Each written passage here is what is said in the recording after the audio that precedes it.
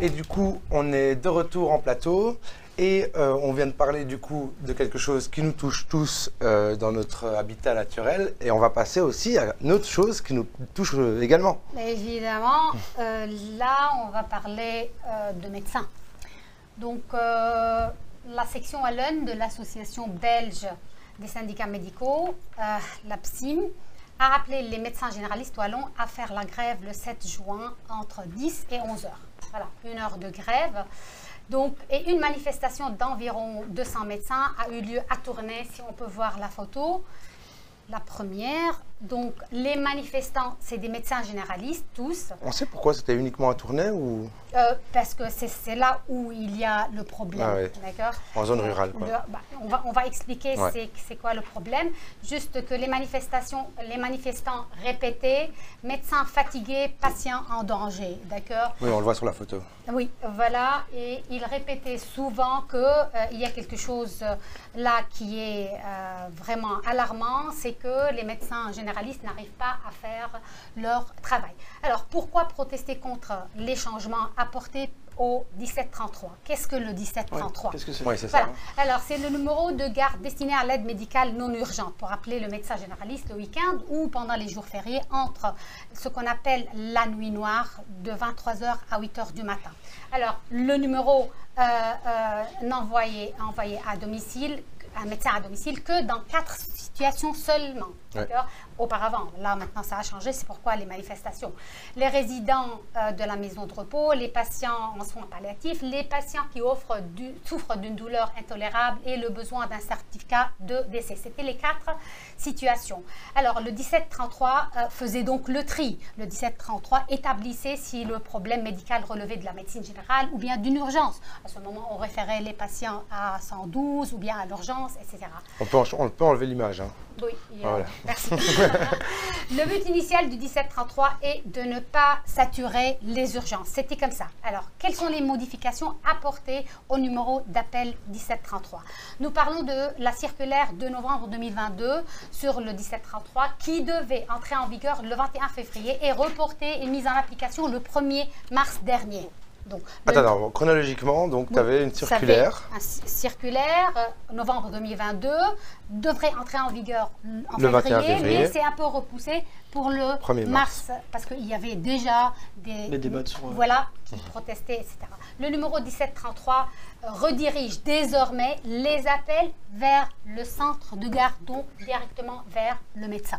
Donc en fait, le 1733, c'était un centre de tri pour les appels. Il savait. Et maintenant, en fait, ce centre de tri Voilà. n'est plus opérationnel et donc les appels sont directement envoyés vers les médecins de garde. Exactement. Les appels sont Désolé directement... Kerviz pour le non-respect de Tournai. directement Je me demandais transférés. juste pourquoi c'était à Tournai uniquement, mais... Oui, j'explique. Alors, à tourner parce que... Non, je réagis au Oui, message. oui, ok. Bon, les appels sont directement transférés au médecin de garde. Cela nécessite la présence d'une personne supplémentaire pour prendre les appels dans chaque poste médical de garde et surtout provoque une surcharge de travail des médecins déjà épuisés par ailleurs. Concrètement, les médecins sont donc interpellés et amenés à se déplacer plus souvent. D'accord. L'objectif de ces modifications, selon le gouvernement, c'est d'alléger le travail du 1733. Alors, pourquoi? Faute de budget, certainement. Donc d'un côté, on veut alléger le travail Voilà. des centres de tri, alors que du coup, les médecins vont être surchargés. Alors, on sait bien que le service du 733 qui gère les appels non urgentes ne parvient plus à assurer les gardes de nuit par manque de personnel.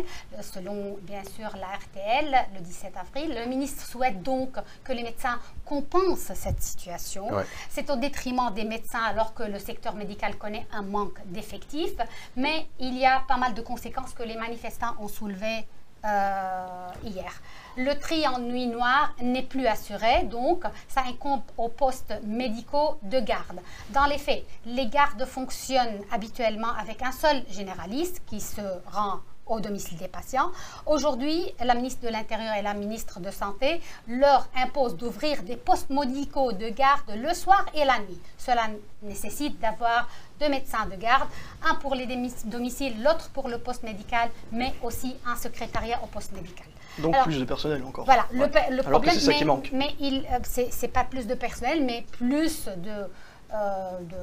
si tu veux, de tâches. aux médecins généralistes. Ouais. Voilà. Alors le problème se pose surtout dans les centres de garde des zones rurales, pas assez de médecins, rémunération faible de 7,14 € l'heure de garde. Oui, parce qu'il faut dire quand même que c'est obligatoire pour un médecin oui. de faire des heures de garde. Et ça ne pose pas un problème à Bruxelles parce qu'il y a assez de médecins généralistes. Voilà.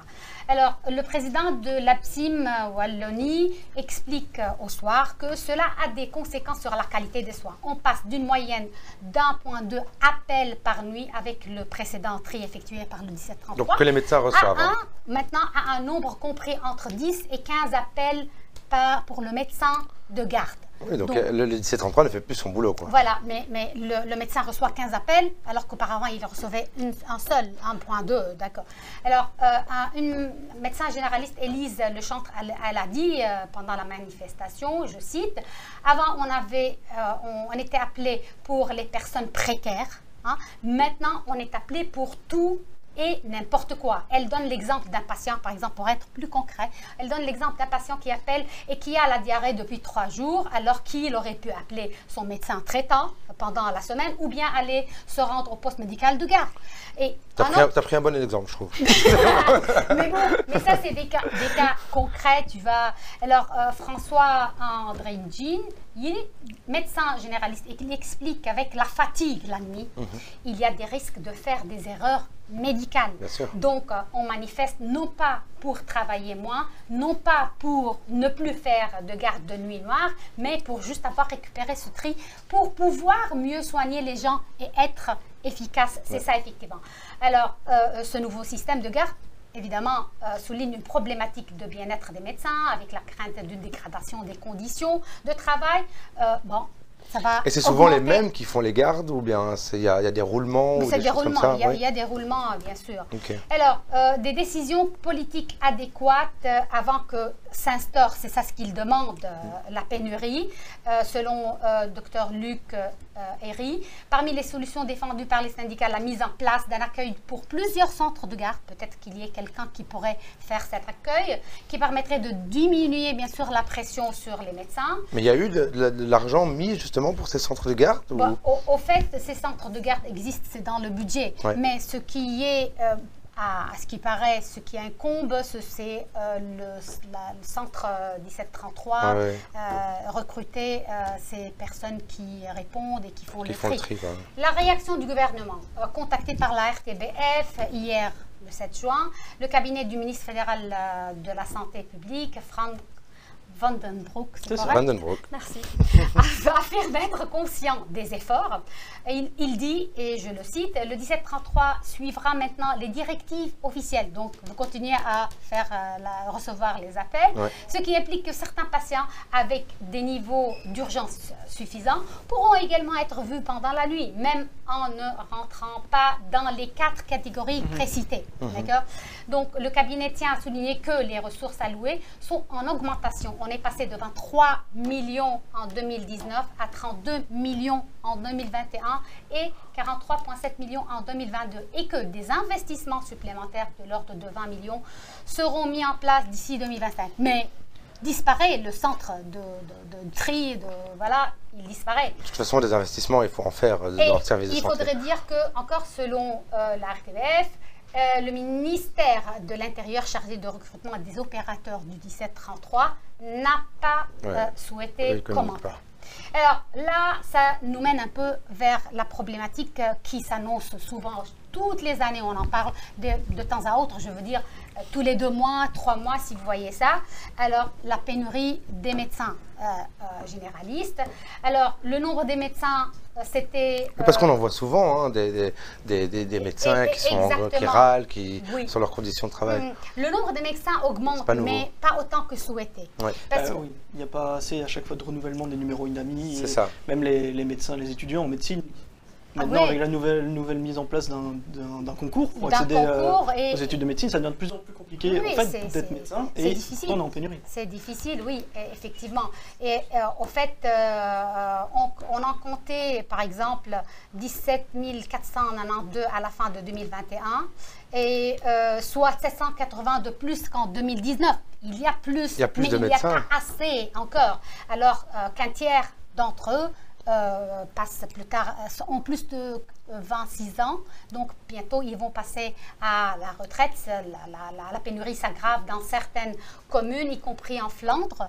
Le soir avait un dossier. Mais tu me disais, même s'il y a une augmentation des médecins, il y a quand même une population vieillissante aussi qui est de plus en plus malade. Exactement, donc qui voudrait plus de soins, plus de médecins, plus d'investissements. Alors, selon l'Observatoire de la santé, la capitale aura besoin de 486 médecins généralistes supplémentaires d'ici 5 ans. Et de 835 en plus à l'horizon de 2037. Bon. Et ça, les délivrances de numéros INAMI ne servent pas. Voilà. Alors, le constat de l'Agence wallonne pour une vie de qualité est encore plus accablant. Une commune wallonne sur 2 se trouve en pénurie selon la norme fixée par le fédéral. Moins de 90 généralistes pour 100 000 habitants. J'ai encore 3 minutes? Oui. Okay. Je m'occupe. Alors, là, on va à la RTBF. Je ne sais pas si vous pouvez voir ça. Le 31 janvier 2023, il y a hashtag investigation pénurie de médecins généralistes. D'accord. Alors, on dit bien qu'on le savait déjà, mais l'enquête montre à quel point le phénomène a pris de l'ampleur. Et je cite, en province de Luxembourg, l'expression désert médical est désormais d'application. Désert médical. Il y a ça en Belgique, quoi. Alors qu'on est un petit pays très centré et très urbain, entre guillemets. Oui, mais en campagne, on avait l'impression qu'en campagne, c'est plus difficile, oui, mais ce phénomène est encore en ville. Il débarque en ville. Les médecins ont peur de refuser des patients. Ils ont peur de l'isolement. Ils ont peur, c'est pas peur, ils veulent pas faire de longs trajets. Les jeunes médecins ne veulent pas vraiment forcément s'installer dans des zones un peu rurales et tout. Et il y a une certaine catégorie qui abandonne le métier ou bien, comme je t'avais raconté, ils passent vers une spécialité. Donc, ils ne sont plus des médecins généralistes. Alors, pourquoi? Bon, comme tu viens de dire que la rémunération par heure de garde, oui, et encore l'accès aux études de médecine est toujours limité.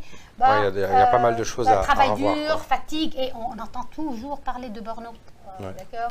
Donc, on voit bien à l'horizon qu'on va beaucoup parler de pénurie de médecins. Donc c'est une affaire, c'est quelque chose qui va encore continuer dans l'avenir pour le moment si on ne bouge pas. Non, c'est clair.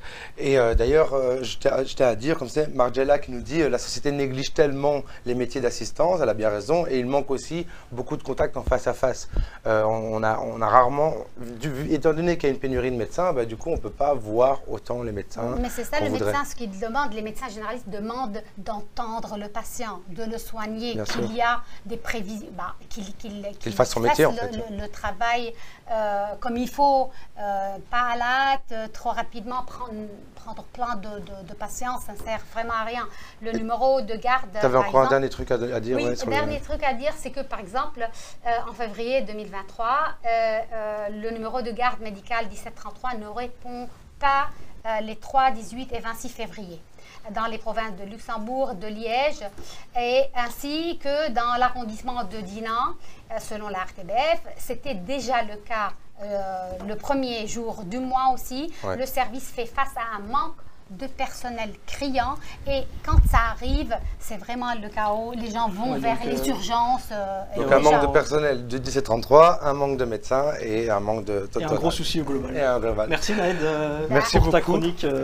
Et là, du coup, on va se retrouver, on va un peu changer nos habitudes, mais on va se retrouver avec du coup notre invité, le secrétaire d'État Thomas Dermine, avec toi et Margot en interview. On va faire une petite pause avant. À tout de suite. Cool.